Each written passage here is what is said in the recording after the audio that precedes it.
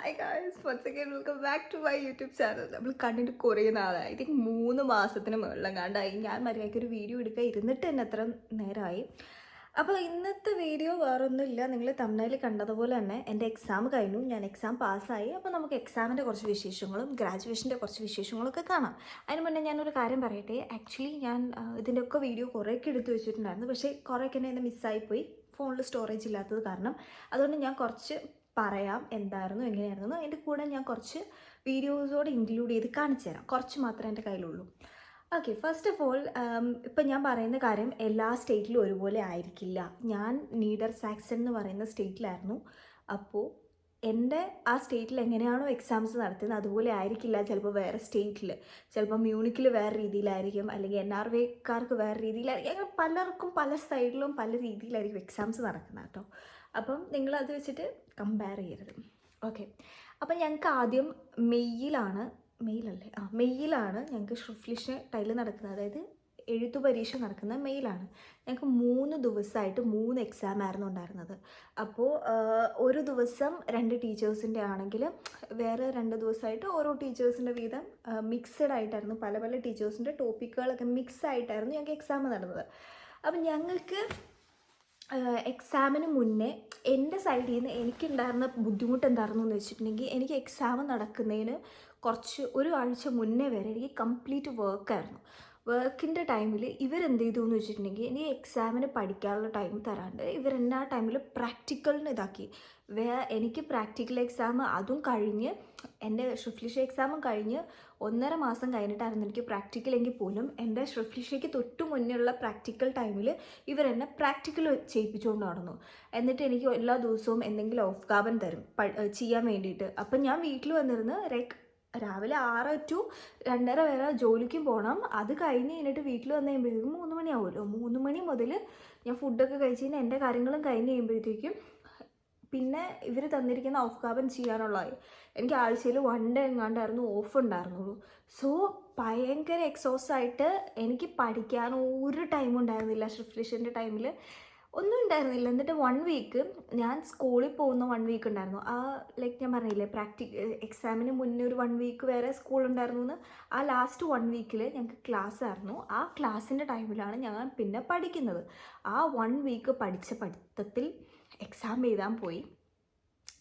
Anyway exam first day എനിക്ക് നല്ല tension ഉണ്ടായിരുന്നു. ഞാൻ കുറേയൊക്കെ സ്നാപ്ചാറ്റിൽ ഇട്ടിട്ടുണ്ടായിരുന്നു. എനിക്ക് സ്നാപ്ചാറ്റ് ഉണ്ട് കേട്ടോ. അപ്പോൾ സ്നാപ്പിൽ കുറേ ടെൻഷനും വെപ്രോളൊക്കെ ഇട്ടിട്ടുണ്ടായിരുന്നു.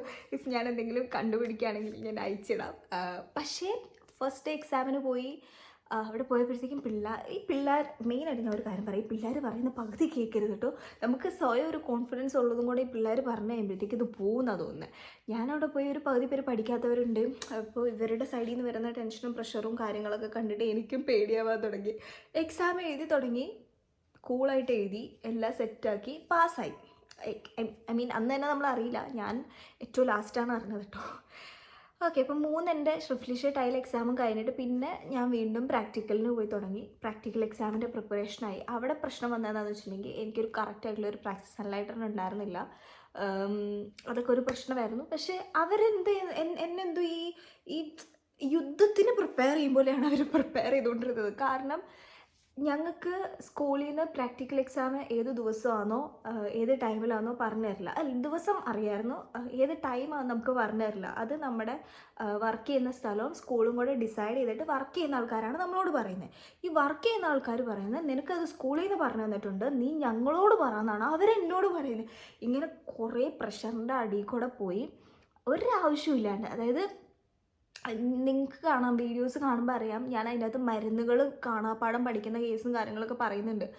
പക്ഷേ എൻ്റെ എക്സാമിന് എനിക്ക് മരുന്ന് കാണാപ്പാടം പഠിക്കണ്ടായിരുന്നു. ഞാനവിടെ പോയി എക്സാം എഴുതായിരുന്നപ്പോഴത്തേക്ക് എൻ്റെ അടുത്ത് പറഞ്ഞു, മരുന്നുകളുടെ ലിസ്റ്റ് നിനക്ക് ഇതിൽ നിന്ന് കിട്ടും, അതിൽ നിന്ന് നോക്കിയാൽ നിനക്ക് കാണാം ഏത് മരുന്ന് എന്തിനാണെന്നുള്ളത്.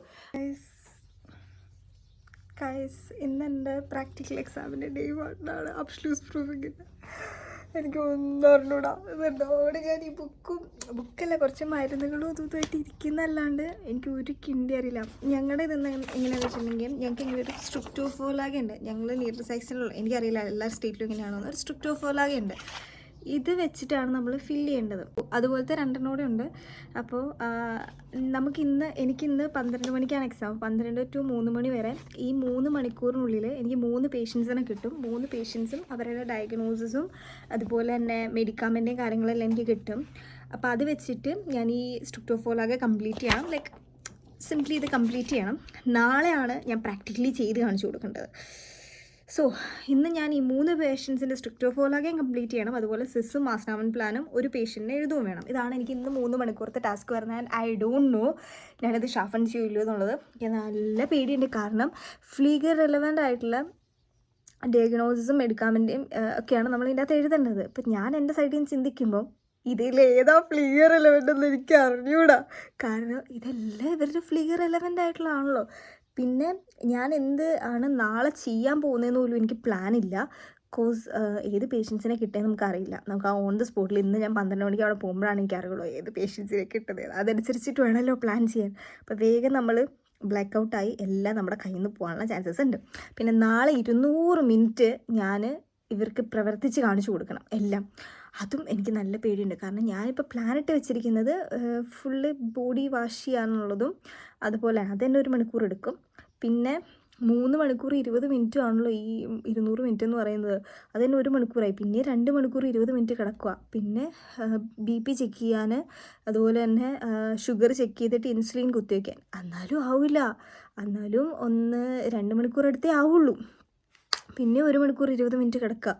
അപ്പം എനിക്ക് എന്ത് ചെയ്യുന്നറിയില്ല. പിന്നെ ഒരു ഡോക്യുമെൻറ്റേഷനായിട്ട് 1/2 മണിക്കൂർ എങ്ങനെയെങ്കിലും കളയാം. പിന്നെ സമയം കിടക്കല്ലേ, എന്താക്കുമെന്ന് എനിക്കറിയത്തില്ല. ഒന്നും പ്ലാൻ ഇട്ടിട്ടില്ല. എന്തെങ്കിലും ചെയ്യണം. പേഷ്യൻസ് ആരാന്ന് അറിയുകയാണെങ്കിൽ അതനുസരിച്ച് പ്ലാൻ ഇടായിരുന്നു.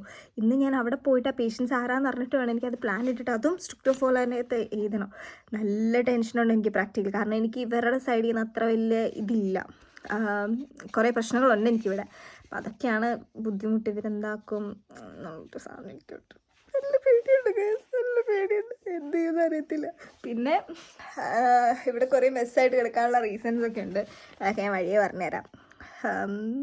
ഞാൻ ബാക്കി കൂടി ഒന്ന് നോക്കിയിട്ട് അറിയാവുന്ന വലിയ മരുന്നുകളൊക്കെ വരുവാണെങ്കിൽ, അറിയാവുന്ന വലിയ പേഷ്യൻസ് വരുന്ന ഈ സമാധാനം ഉണ്ടായിരുന്നു. ഇതിപ്പോൾ എനിക്ക് അറിയില്ല. 1 മണിക്കൂറോടെ ഉള്ളത്. ഇനി എനിക്ക് ഇറങ്ങണം. All the best Lisna, all the best. ശരി എന്നാൽ ബൈ. ഞാൻ ചിന്തിച്ചൊരു കാര്യമാണ്, എന്നെ 1 മാസം 1.5 മാസത്തോളം അവർ പ്രിപ്പയർ ചെയ്തു ഈ പ്രാക്ടിക്കൽ എക്സാമിന് വേണ്ടി. എന്നെ ഫുള്ള് അവർ ടോർച്ചർ ചെയ്തുകൊണ്ടിരുന്നത് ഈ മരുന്നുകൾ കാണാപ്പാടം പഠിക്കാനും അതെന്തിനാണെന്ന് പഠിക്കാനും. അത് ഒരു 10-90 പേഷ്യൻസ് അവിടെ ഉണ്ട്. അതിലെല്ലാവരുടെയും ഇത് ഞാൻ പഠിക്കണം എന്നുള്ള രീതിയിലായിരുന്നു. അപ്പോൾ ആവശ്യമുള്ള എന്തെങ്കിലും ഒരു കാര്യത്തിന് അവർക്ക് പ്രിപ്പയർ ചെയ്യുമായിരുന്നെങ്കിൽ വെറുതെ എൻ്റെ ഒരു ടൈം പോയില്ലായിരുന്നു. ഇങ്ങനെ കുറേ പ്രശ്നങ്ങളുണ്ടായിരുന്നു. അപ്പം നമ്മൾ കുറ്റമൊന്നും പറഞ്ഞ് പോകുന്നില്ല, എന്നാലും പറഞ്ഞതുള്ളൂ. ഇതൊക്കെ പ്രശ്നങ്ങളാണ്. സോ പ്രാക്ടിക്കൽ എക്സാം 2 ദിവസമായിട്ടായിരുന്നു. ഫസ്റ്റ് ഡേ നമ്മൾ എഴുതണം, നമ്മൾ എന്താണ് പ്രിപ്പയർ ചെയ്യാൻ പോകുന്നതെന്നുള്ളത്. അതിൻ്റെയൊക്കെ വീഡിയോസ് ഉണ്ട് കേട്ടോ, ഞാനതൊക്കെ കാണിക്കാം. സെക്കൻഡ് ഡേ ആണ് പ്രാക്ടിക്കൽ. അതും കഴിഞ്ഞു. അതും കഴിഞ്ഞ് കഴിഞ്ഞിട്ട് പിന്നെ എനിക്ക് കുറച്ച് ദിവസമേ വർക്ക് ഉണ്ടായിരുന്നുള്ളൂ കേട്ടോ. പ്രാക്ടിക്കൽ എക്സാം അതിന് 1 വീക്ക് കണ്ടോ ഞാൻ വർക്ക് ചെയ്തു. And this is my last day of work. ശരിക്കും എൻ്റെ ലാസ്റ്റ് ദിവസമാണ്. ഞാൻ ഇത്രയും നാൾ FSCOT ചെയ്ത സ്ഥലത്തും ആൻഡ് അതുപോലെ തന്നെ ഹോസ്പിറ്റലിൽ ഇപ്പോൾ ചെയ്തുകൊണ്ടിരിക്കുന്ന സ്ഥലത്തും എൻ്റെ ലാസ്റ്റ് ഡേ ഓഫ് വർക്കാണ്. ജൂൺ 30 ഇത് തീരുകയാണ്. എനിക്ക് അതിൻ്റെ സന്തോഷമുണ്ട്, സങ്കടമൊന്നുമില്ല. കാരണം എവിടെ നിന്നോ ചാടാൻ വേണ്ട കൊതിച്ചിരുന്നു. അപ്പോൾ അതുകൊണ്ട് വലിയ സങ്കടമൊന്നുമില്ല. ഓക്കെ, ഇനി ഹാപ്പിയാണ്. ഇനി 1 മാസം എനിക്ക് അവധിയല്ല, എനിക്ക് കുറച്ച് ദിവസം അവധിയുണ്ട്, ഞായറാഴ്ച വരെ. അത് കഴിഞ്ഞാൽ പിന്നെ എനിക്ക് സ്കൂളുണ്ട്. കാരണം ഒരു എക്സാം കൂടെ നടക്കാനുള്ളതുകൊണ്ട് ക്ലാസ് ഉണ്ട്. പിന്നെ എക്സാം കഴിഞ്ഞ് കഴിഞ്ഞാൽ പിന്നെ ഒരു 2 വീക്സിലേക്ക് വെക്കേഷനാണ്. പക്ഷേ ആ വെക്കേഷൻ എനിക്ക് ആസ്വദിക്കാൻ പറ്റുമല്ലോ എന്ന് എനിക്ക് അറിഞ്ഞൂടാ. കാരണം ബെർലിനിലേക്ക് മാറുന്ന തിരക്കും വിസേൻ്റെ തിരക്കും അതൊക്കെ ആയിട്ട് അങ്ങനെ വെക്കേഷൻ കംപ്ലീറ്റ് പോകും. പിന്നെ ഓഗസ്റ്റ് 3-ാം തീയതി മുതൽ എൻ്റെ ഡ്രീം പ്ലേസിൽ ഞാൻ വർക്ക് തുടങ്ങാറ്. അപ്പം അങ്ങനെയുള്ള കുറച്ച് കാര്യങ്ങളുണ്ട് നമ്മൾ ഷെയർ ചെയ്യാൻ വേണ്ടി. ഇതെല്ലാം ഞാനൊരു സ്റ്റോറി പോലെ പറഞ്ഞുതരാം. കുറേ പേരുടെ ഡൗട്ടും കാര്യങ്ങളൊക്കെ അതൊന്ന് ക്ലിയർ ആവുമെന്ന് ഞാൻ വിശ്വസിക്കുന്നു. ഇപ്പോൾ വർക്കിന് പോട്ടെ. ബൈ ബൈ, പിന്നെ കാണാം. ലാസ്റ്റ് ഞാൻ വർക്ക് ചെയ്യാൻ പോകുന്ന ദിവസത്തെ കുറച്ച് വീഡിയോസ് മാത്രം ഞാൻ എടുത്തിട്ടുണ്ട്. എല്ലാം കണ്ടിന്യൂവേഷൻ കുറവാണ് കേട്ടോ. അത് കഴിഞ്ഞിട്ട് പിന്നെ എനിക്ക് ഇംഗ്ലീഷ് ആയിരുന്നു, സംസാരിക്കുന്ന ഇതായിരുന്നു. അതെനിക്ക് നല്ല പേടിയുണ്ടായിരുന്നു. എനിക്ക് നാളെയാണ് എൻ്റെ ഇംഗ്ലീഷ് പ്രൂഫിങ്. ഞാൻ ഇപ്പോഴാണിരുന്ന് പഠിക്കുന്നത്. ഒരു കിണ്ടി ഞാൻ പഠിച്ചിട്ടില്ല. കാരണം ഈ വീട് കിടക്കുന്ന അവസ്ഥ കേട്ടോ. കാരണം മാറുമ്പം 3 പെട്ടി പാക്ക് ചെയ്ത് വെച്ചു. മാറുന്നതിൻ്റെ തിരക്കിലാണ്. ഒന്നൊന്നും ഇതുവരെ പഠിക്കാൻ നടന്നിട്ടില്ല. ഇപ്പം ഇരുന്ന് പഠിക്കുന്നുള്ളൂ. 4 മണി കഴിഞ്ഞു, 5 പോകുന്നു. നാളെ ഉച്ചയ്ക്കാണ് പരീക്ഷ. സോ ഹോപ്പ് ജയിക്കും തന്നെ. ഇപ്പോൾ ഒരു കോഫിയൊക്കെ ഇട്ട് ഇവിടെ വന്നിരിക്കുന്നു. ഇനി പഠിച്ചു തുടങ്ങണം. ഇന്ന് രാത്രി മൊത്തം ഇരുന്ന് പഠിക്കും, പറ്റുന്നത്രയും തീർക്കും. പിന്നെ ബാക്കി വരുന്നിടത്ത് വെച്ച് കാണാം. അതാണ് ഇപ്പോൾ കാര്യങ്ങൾ. അപ്പം ഞാൻ എന്തായാലും പഠിക്കട്ടെ. ഇന്നാണ് എൻ്റെ ഇംഗ്ലീഷ് എക്സാം. എനിക്ക് ഒരു പിടുത്തമില്ല, നല്ല ടെൻഷനുണ്ട്. എനിക്കിവിടെ ഒരു സാധനം കിട്ടി നിൽക്കുക ടെൻഷനായിട്ട്. കാരണം ലാസ്റ്റ് വീക്ക് കംപ്ലീറ്റ് ഞാൻ ബെർലിനിലായിരുന്നു. എനിക്ക് പഠിക്കാൻ അവധി കിട്ടിയ ദിവസങ്ങൾ കംപ്ലീറ്റ് ബെർലിനായിരുന്നു. കാരണം എനിക്ക് ബ്ലഡ് എടുക്കാൻ പോകാനുണ്ടായിരുന്നു പുതിയ ഹോസ്പിറ്റലിൽ. അതുപോലെ പുതിയ വീടിൻ്റെ കീ വാങ്ങാൻ പോകാനുണ്ടായിരുന്നു. അതൊക്കെ ഡിലേ ആയി കുറച്ച്. അപ്പോൾ അതുകൊണ്ട് ഞാൻ അവിടെ തന്നെ ആയിരുന്നു. കാരണം വെള്ളിയാഴ്ച ഇതെല്ലാം പ്ലാൻ ഇട്ടിട്ട് ശനിയാഴ്ച തിരിച്ചു വരാം, ശനിയും ഞായറും തിങ്കളും പഠിക്കാണ്ടല്ലോ എന്ന് വിചാരിച്ചിരുന്ന. പക്ഷേ വീട്ടിൽ കീ വാങ്ങിക്കാൻ വെള്ളിയാഴ്ച പുള്ളിക്കാരി പറഞ്ഞിട്ട് ടെർമിൻ തന്നിട്ട് പുള്ളിക്കാരി അവിടെ ഉണ്ടായിരുന്നില്ല ബെർലിനിൽ. അപ്പോൾ എൻ്റെ അടുത്ത് ചോദിച്ചു ഞായറാഴ്ച ഉണ്ടാവുമെന്ന് ചോദിച്ചു. പിന്നെ ഒറ്റ ദിവസത്തിന് വേണ്ടി ഞാൻ തിരിച്ച് അങ്ങോട്ടും ഇങ്ങോട്ടും പോയി വരണ്ടേ. അതുകൊണ്ട് ഞാൻ പിന്നെ ഞായറാഴ്ച വരെ നിന്നിട്ട് ഞായറാഴ്ച രാത്രിയാണ് തിരിച്ചെത്തിയപ്പോൾ എനിക്ക് ഇന്നലെ ഒറ്റ ദിവസം പഠിക്കാനുണ്ടായിരുന്നുള്ളൂ. ആ ദിവസം കംപ്ലീറ്റ് യൂട്ടിലൈസ് ചെയ്തിട്ടില്ല. കാരണം ഒന്ന് പീരീഡ്സായി, കറക്റ്റ് തിങ്കളാഴ്ച പീരീഡ്സായി. അപ്പം അതിൻ്റെ പ്രഷർ ഉണ്ടായിരുന്നു. പിന്നെ അതൊക്കെ ഉണ്ടായിരുന്നു. ലൈഫിലെ പല പല പ്രശ്നങ്ങളും വന്ന് മൊത്തത്തിൽ ഡൗൺ ആയിട്ട് ഇരിക്കുകയാകൊണ്ട് എനിക്ക് നല്ല ടെൻഷനാണ്. എല്ലാം പഠിച്ച് എല്ലാ ടോപ്പിക്കും അറിയാം, പക്ഷേ എക്സാം ആണല്ലോ, അതിൻ്റെ ഒരു ടെൻഷനുണ്ട്. പിന്നെ പീരീഡ്സിൻ്റെ പ്രത്യേകം എനിക്ക് ഇവിടെ കെട്ടി നിൽക്കാൻ ദിവസം എനിക്ക് അറിഞ്ഞൂടാ പാസ്സാവോ ഇല്ലയോ എന്താണെന്നുള്ളത്. നാളെ റിസൾട്ട് വരും. അതുപോലെ ഇന്ന് രാത്രി ഞാൻ എക്സാം കഴിഞ്ഞ് വന്നിട്ട് ഞാനൊരു 5:45 വണ്ടി ബുക്ക് ചെയ്തിട്ടുണ്ട്. ഇന്ന് ഞാൻ ബെർലിൻ പോവാം. കാരണം ഓൾറെഡി അവിടെ ഒരു 3 പെട്ടി പാക്ക് ചെയ്തിരിപ്പുണ്ടല്ലോ. അത് അവിടെ കൊണ്ടേ വെച്ചിട്ട് അവിടെ എത്തുമ്പോൾ 10:30-11 മണിയാവും. അതിന് ഇതെല്ലാം അവിടെ കൊണ്ട് ഇറക്കിയിട്ട്, കാരണം അവിടെ വാർഡ്രോബ് ഇല്ല, ഒന്നുമില്ല. അതൊക്കെ ഇനി വാങ്ങണം എനിക്ക്. അതിന് ഈ ആഴ്ച ഞാൻ പോകണം. ശനിയാഴ്ച വല്ലതും പോയി വാങ്ങിക്കാമെന്ന് ഓർത്തിട്ടാണ്. അപ്പോൾ ഇതെല്ലാം കൊണ്ട് ഇറക്കി വെച്ചിട്ട് രാവിലെ 3 മണിക്ക് ഈ പെട്ടിയായിട്ട് തിരിച്ച് ഇങ്ങോട്ടേക്ക് വരണം. കാരണം ആ ടൈമിൽ ഞാൻ കംപ്ലീറ്റ് ബെർലിനിലുമായിരുന്നു.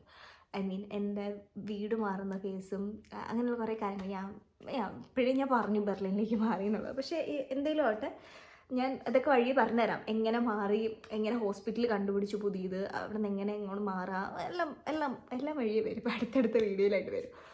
അപ്പോൾ എൻ്റെ എക്സാമിന് തൊട്ട് മുന്നേ ഉള്ള ദിവസം വരെ ഞാൻ ബെർലിനിലായിരുന്നു. എനിക്ക് തിങ്കളാഴ്ച ഒറ്റ ദിവസമേ പഠിക്കാൻ കിട്ടിയുള്ളൂ. ചൊവ്വാഴ്ചയായിരുന്നു എനിക്ക് എക്സാം. ഞായറാഴ്ച രാത്രിയാണ് ഞാൻ ബെർലിനിൽ നിന്ന് അങ്ങോട്ട് പോയി അവിടെ എത്തുന്നത്. അപ്പം അങ്ങനെ കുറേ പ്രശ്നങ്ങളുണ്ടായിരുന്നു. തിങ്കളാഴ്ച ഒറ്റ ദിവസം കൊണ്ട് പോയി പഠിച്ച് പാസ്സായ ഇംഗ്ലീഷ് എക്സാമൊക്കെയാണ് എൻ്റെ. അപ്പോൾ നിങ്ങൾ വിചാരിക്കും ഞാൻ അതിന് മാത്രം വലിയ പഠിപ്പിയാണ്. അങ്ങനെയൊന്നുമില്ല, എല്ലാവരെയും കൊണ്ടും പറ്റുന്ന കാര്യം മാത്രമേ ഉള്ളൂ. അപ്പം അങ്ങനെ എൻ്റെ എക്സാം കഴിഞ്ഞു. പിന്നെ ഞാൻ ഗ്രാജുവേഷൻ സംഭവം എക്സാം കഴിഞ്ഞ് ഒറ്റ ദിവസം അവധി ഉണ്ടായിരുന്നുള്ളൂ. പിറ്റേ ദിവസം ഗ്രാജുവേഷൻ ആയിരുന്നു.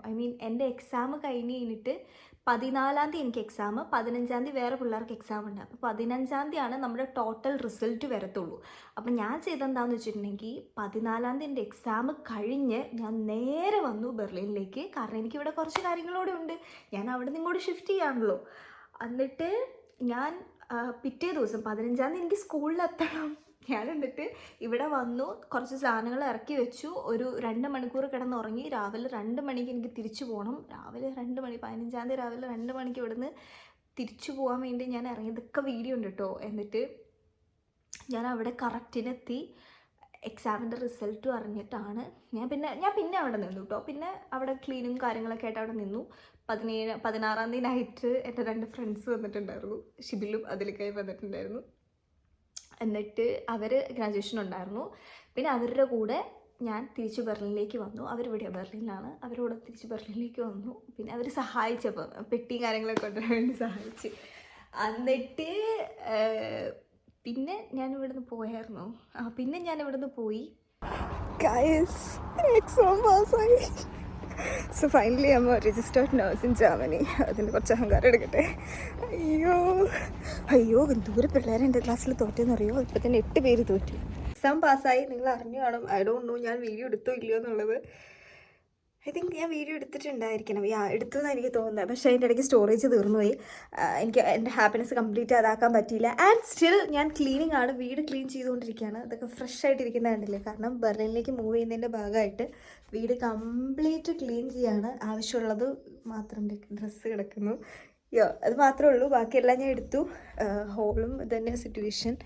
ഇതൊക്കെ ആവശ്യമുള്ളത് മാത്രം മാറ്റി വെച്ചിട്ട് ബാക്കിയെല്ലാം എടുത്ത് കളയാൻ വേണ്ടിയിട്ട് ചെയ്തുകൊണ്ടിരിക്കുക. അപ്പോൾ ഇന്ന് ഹോളും ലിവിങ് റൂമും കിച്ചനും ടോയ്ലറ്റൊക്കെ വൃത്തിയാക്കിയിട്ട് വേണം കിടക്കും. കാരണം നാളെ എൻ്റെ ഫ്രണ്ട്സ് വരും. അപ്പോഴത്തേക്കും ഇതിങ്ങനെ കിടക്കരുതല്ലോ. സോ കംപ്ലീറ്റ് ക്ലീൻ ആക്കണം. കാരണം നാളെ കഴിഞ്ഞ് എൻ്റെ ഗ്രാജുവേഷൻ. അപ്പോൾ അതിന് ഞാൻ അവരെ വിളിച്ചിട്ടുണ്ടായിരുന്നു. അതുകൊണ്ട് അവർ വരുന്നതാണ്. അയ്യോ, അപ്പം ഞാനിതൊക്കെ ക്ലീൻ ആക്കട്ടെ, എന്നിട്ട് നമുക്ക് പിന്നെ കാണാം.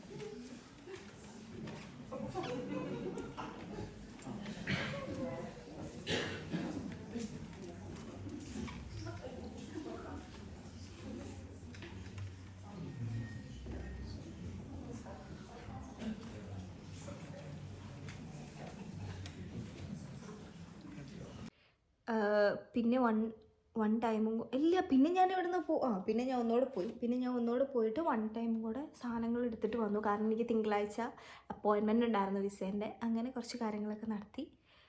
അങ്ങനെ ഗ്രാജുവേഷനും കാര്യങ്ങളൊക്കെ കഴിഞ്ഞ് ഇപ്പം ഞാൻ ഒരു രജിസ്റ്റേർഡ് നേഴ്സാണ്. ഇവിടെ ഒരു ഹോസ്പിറ്റലിൽ വർക്ക് ചെയ്യാൻ വേണ്ടി കയറാൻ പോകും. അപ്പോൾ അതിൻ്റെ കാര്യങ്ങളും വിശേഷങ്ങളൊക്കെ നമുക്ക് കാണാം. പക്ഷേ നിങ്ങൾ പോയിട്ട് ആദ്യം ബാക്കിയുള്ള വീഡിയോസും കാര്യങ്ങളൊക്കെ കാണുക.